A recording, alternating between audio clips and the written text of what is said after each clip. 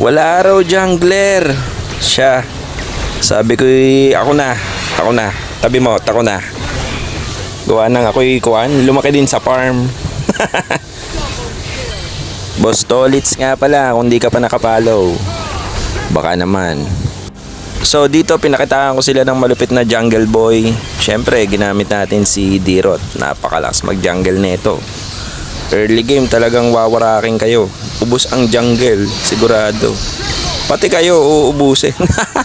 Ubus ang kalaban dito. Papakita ko sa inyo yung mga galawan ito. Kung paano tayo makamaniac. Ganito na yung mga galaw.